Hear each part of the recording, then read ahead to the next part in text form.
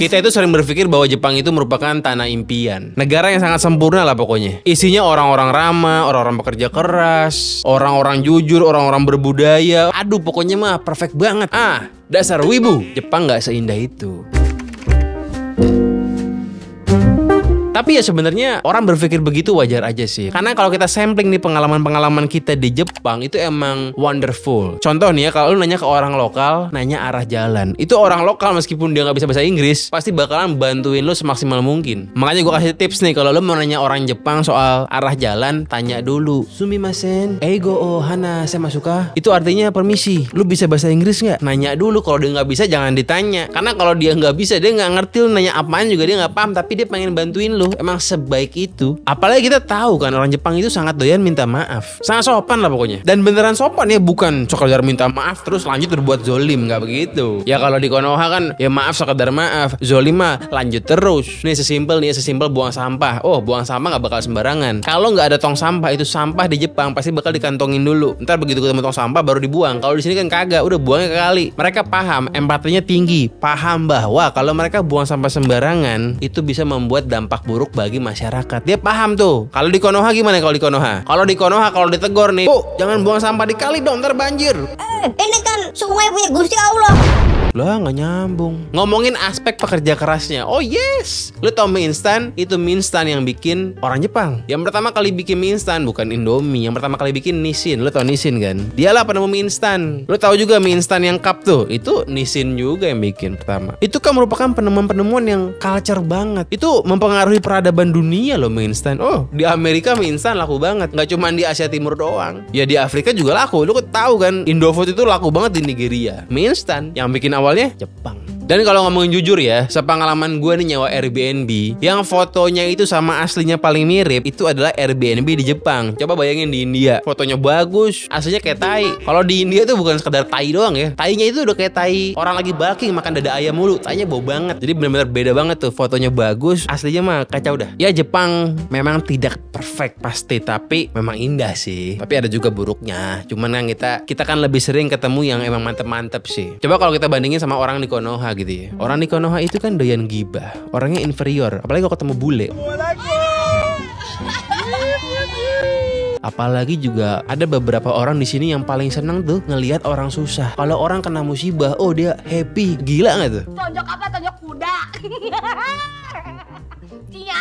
Dan ya kadang-kadang doyan nyolong. Udah gitu pola pikirnya nggak rasional, dikit-dikit mistis, dikit-dikit kelenak-kelenik. Tapi ya itu kan stigma negatif di internet aja. Itu bukan kata gua, itu kan omongan stereotipnya. Ya itu kan yang begitu oknum doang, nggak banyak. Ya wajar aja orang nge-labelin stereotip kayak begitu. Lo bayangin ada truk nih terguling, supirnya meninggal, bukannya nolongin jasadnya, ngambilin HP-nya. Kejam nggak tuh? Ya bagaimana ngakunya spiritual tapi kelakuan ngejarah mayat. Lo bayangin, empatinya nol besar. Yang penting perut kenyang. Dan soal empati nol ini kan bukan sekedar orang miskin, ya enggak. Mau orang miskin mau orang kaya sama baik. Yang berdasi lebih kejam-kejam lagi. Udah tahu dirinya goblok, tapi kok masih berani jadi pejabat. Orang kan kalau berempati nih tahu, oh gua nih orang dongo, orang goblok. Sekolah juga ijazah gua palsu, kok masih berani jadi pejabat, kan goblok gitu loh. Ya itu di Konoha. Tapi kalau gua pribadi meskipun gua ngeliat Jepang itu indah, tapi gua cinta Jakarta. Oh, I love Jakarta so much. Bener deh. Gua kalau keluar negeri tuh pasti gua homesick. Gua cinta Jakarta apa adanya. Menurut gue tempat ini super indah. Semua serba ada. Ya meskipun orang gendengnya juga banyak, tapi apakah lu tahu bahwa semua stereotip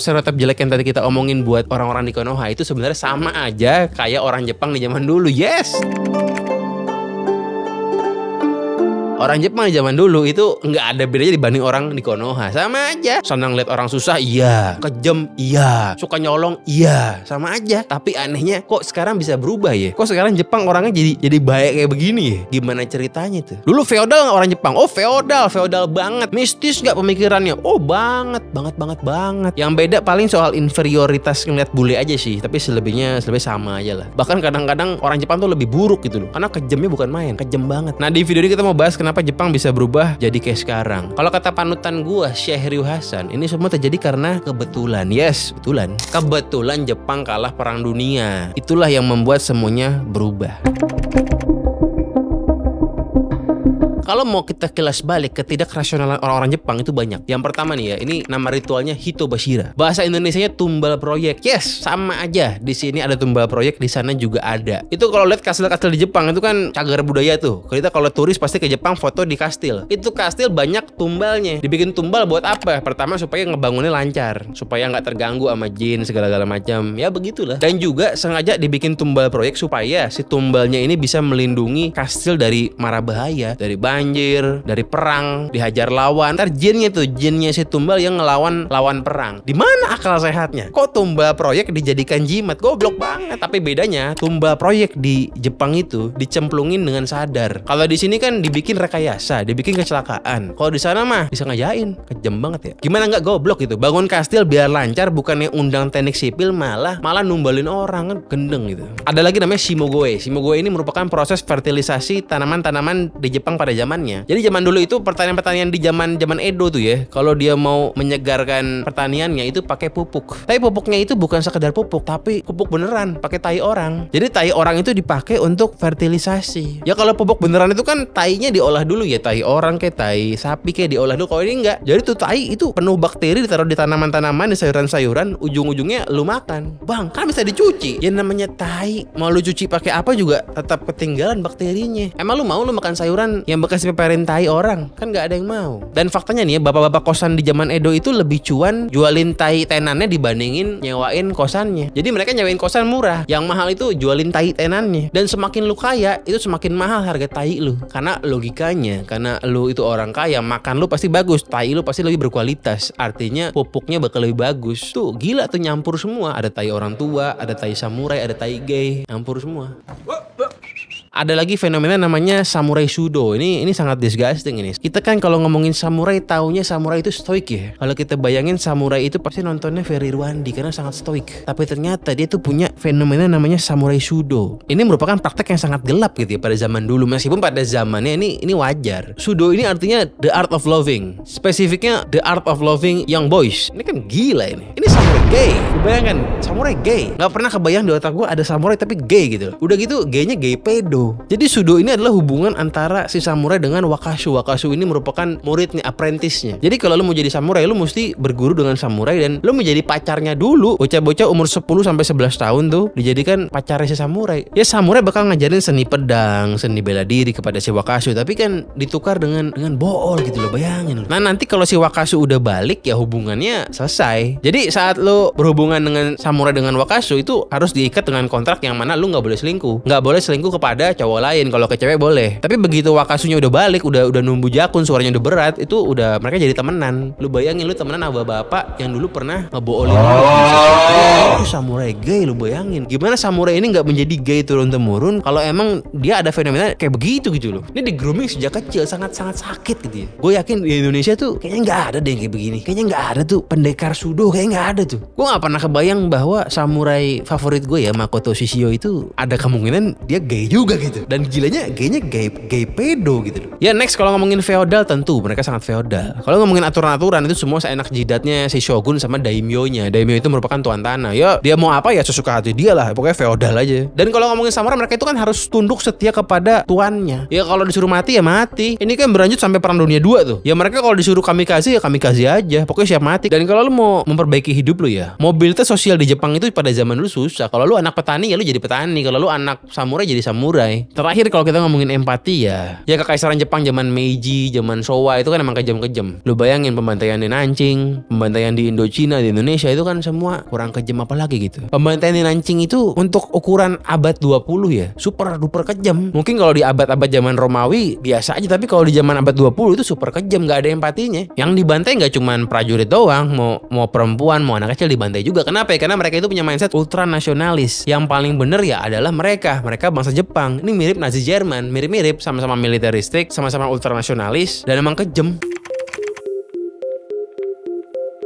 Nah kalau sekarang udah beda. Sekarang yes, orang Jepang masih setia, betul. Mereka setia kepada perusahaan, yes. Mereka overwork sampai ada yang meninggal, yes. Tapi nggak segendeng dulu gitu. Orang yang meninggal gara-gara kerja di Jepang tidak sebanyak orang yang meninggal gara-gara menjadi kamikaze gitu kan. Dan sistem pemerintahannya pun udah nggak absolut kayak dulu. Sekarang udah demokrasi. Ya kalau ngomongin hierarki feodalnya ada senpai-senpaian. Tapi kan cuma sebatas senpai-senpaian aja lah, nggak sampai kaisar segala macem, enggak lah. Udah nggak feodal kayak dulu, udah nggak ada tuan tanah sekarang kan. Adanya kan bapak kosan ada, tuan tanah ya udah nggak ada lah. Dan kalau lu misalnya anak petani mau jadi pengusaha bisa-bisa aja sekarang. Dan mereka sudah jauh lebih rasional, sudah tidak ultra nasionalis lagi. Ya mungkin masih ada tipis-tipis lah kalau lihat di TikTok tuh ya, banyak orang Jepang yang mereka itu nggak mau duduk di kereta sebelahan sama gaijin. Gaijin itu orang asing, tapi ya tentu nggak banyak kayak dulu lah. Mereka ini sekarang cenderung lebih altruis. Mereka tuh kolektif, mementingkan bagaimana dampaknya untuk kepentingan kelompok gitu. Nah apa alasannya? Alasannya kebetulan Jepang kalah di Perang Dunia Kedua. Kalahnya Jepang di Perang Dunia Kedua itu ngebuat Jepang itu dipaksa demilitarisasi habis-habisan. Militernya dilucutin. Militer Jepang akhirnya ada lagi, tapi di zaman itu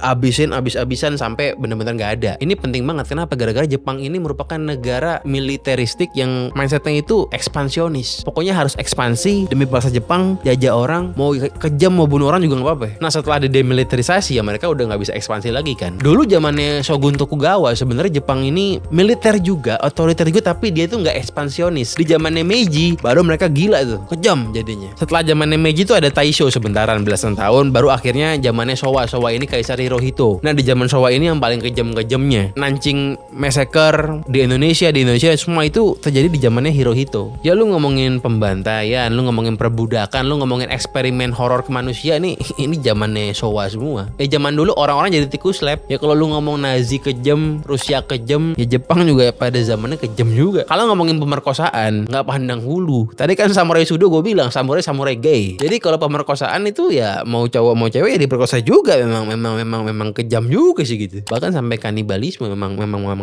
jos gitu. Nah akhirnya Amerika maksa Jepang buat jadi pasifis. Pasifis itu merupakan ideologi cinta damai. Pasifis itu ya pokoknya mikir kalau kekerasan itu pokoknya pasti salah lah, nggak bener. Gimana cara Amerika maksa Jepang untuk demilitarisasi untuk menjadi pasifis? Caranya adalah merombak konstitusi Jepang habis-habisan. Yes, karena kalah perang Jepang harus terima konstitusi mereka itu dibikin baru oleh Amerika. No militer, jadi pasifis, jadi demokrasi. Kurikulum pendidikan direformasi habis-habisan. Buruh-buruh boleh berserikat, hak-hak wanita ditegakkan. Dan hal-hal ini disambut baik sama anak muda Jepang, karena anak muda Jepang pada zamannya itu udah muak sama peperangan. Datangnya Amerika ya mereka sambut. Dan ada yang lebih krusial. Yang paling krusial adalah Amerika ini ngebubarin oligarki Jepang. Oligarki Jepang ini istilahnya namanya Zaibatsu. Jadi oligarki Jepang ini dibubarkan kenapa ya? Karena Zaibatsu ini sangat kental hubungan dengan para militer, para shogun nih. Ya bisa dibilang yang nyokong militer Jepang pada zaman ekspansionis dulu adalah para Zaibatsu, makanya mereka dibubarkan. Nah, dibubarkan Zaibatsu ini ngebuat persaingan di Jepang ini jadi lebih adil, jadi lebih fair karena udah nggak ada oligark lagi. Akhirnya orang-orang Jepang ini berbondong-bondong berinovasi, bikin perusahaan yang tujuannya itu pokoknya untuk memajukan bangsa. Ya lu gimana mau inovasi kalau udah tahu ada oligarki yang pasti menang? Setelah oligarkinya udah nggak ada, lu kan jadi berpikir bahwa playing fieldnya jadi normal nih, jadi fair, lu jadi berani untuk inovasi, lu jadi semangat gitu kan. Akhirnya APBN difokuskan bukan untuk military spending lagi, tapi difokuskan buat pertumbuhan ekonomi. Disinilah akhirnya kebijakan pemerintah mendukung semangat orang Jepang buat berinovasi. Ini combo maut. Ditambah lagi ada perang dingin. Karena perang dingin, Jepang itu jadi anak kesayangan Amerika. Amerika ini kan lihat bahwa di Korea tuh ada persaingan korut korsel. Di Cina udah pasti mau cetung komunis. Amerika nggak mau Jepang ini jadi komunis. Makanya Jepang ini disayang jadi anak kesayangan Amerika di Asia Timur. Disuntikin lah banyak modal, dikasih lah banyak kontrak kerja. Akhirnya barang-barang di Amerika tuh kebanyakan dulunya made in Japan. Kalau sekarang kan made in China, apa-apa made in China. Dulu tuh zamannya made in Japan. Akhirnya apa ya? Transfer teknologi. Orang Jepang yang tadinya cuman jadi samurai sudo, di samurai gay, sekarang dia bisa bikin barang-barang yang bagus. Ada transfer teknologinya, mantap-mantap. Dan karena emang dari awal produk itu dibikin untuk ekspor, mindsetnya begitu. Makanya barang-barangnya sudah pasti dibikinnya bagus. Beda sama orang yang mindsetnya itu bikin pabrik buat bikin barang buat pasar lokal doang. Biasanya kalau bikin barang buat dijual di lokal doang itu kualitinya kualiti jembut itu. Tapi kalau mindsetnya dari awal emang dibikin mau ekspor, itu di situ kuncinya. Karena barang Jepang dikenal bagus-bagus. Awalnya bikinin produk-produk dari luar negeri, dibikin di sana, manufaktur doang, diekspor, lama-lama dia bikin brand sendiri. Makanya jangan heran mie instan itu ekspornya tinggi ke Amerika. Sampai sekarang, jangan heran video game yang bikin siapa ya? Nintendo, Sega, PS, semuanya bikin orang Jepang. Dia bikin brand sendiri pada akhirnya semua diekspor ke sana sini, bikin TV, kulkas dan lain-lain. Karena emang dari awal mindsetnya ekspor. Dan Amerika ngebantuin juga, ngasih kontrak kerja, ngasih transfer teknologi dan lain-lain. Dan ya barang Jepang itu emang culture banget. Lu bayangin Nintendo tadi itu kan breakthrough banget pada zamannya. Sega, PS. Kalau gue tuh dulu zamannya main Neo Geo. Lu tau Neo Geo nggak tuh? Gue mainnya Neo Geo. Shinkansen itu kan aneh juga.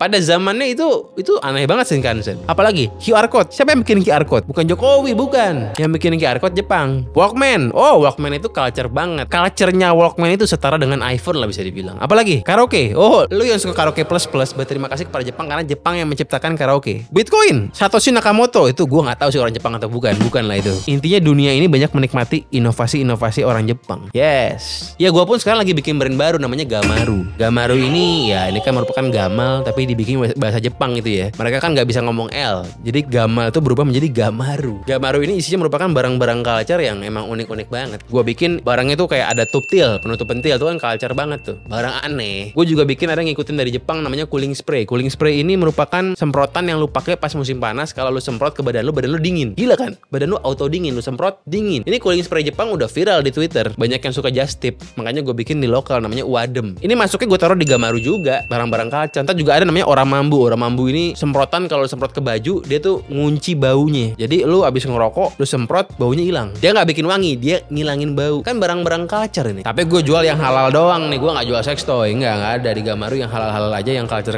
Ya lu cek di Gamaru ntar. Sekarang baru tuptil doang. Nanti pelan-pelan ada Uadem, ada Oramambu. Ya Jepang itu kan emang originnya darahnya ekspansionis. Dulunya ekspansi militer, sekarang ekspansi produk. Ya meskipun sekarang ya udah mulai goyang juga ya. Tapi pada zamannya 90-an itu Jepang top Marco top. Sekarang ya kan eranya Cina. Ya nanti nextnya mungkin kalau melihat alurnya negara-negara maju ya mungkin nextnya India or Vietnam gitu ya. Karena sama-sama sekarang menjadi pusat manufaktur dunia kan. Indonesia gimana Indonesia? Gimana nih Mulyono? Ya sekarang juga kan anime Jepang sudah mulai terdesak ya sama manhwa dari Korea tuh. Manhwa Korea itu kan sejak zamannya Sung Jinwoo itu makin gelo dah pokoknya. Karena anime Jepang nih mulai membosankan gitu. Tapi tetap aja lah anime itu legend lah. Culture banget. Anime atau anime sih. Nah saat ekonomi Jepang itu membaik, akhirnya apa? Akhirnya sudah pasti orang-orang jadi makmur. Orang makmur itu cenderung tidak berpikiran zero sum game. Orang-orang yang zero sum game yang nothing tulus itu berbahaya. Cenderung berbahaya karena lebih sulit diprediksi gitu loh. Naiknya middle class membuat orang yang mindsetnya zero sum game turun, akhirnya sosial lebih stabil.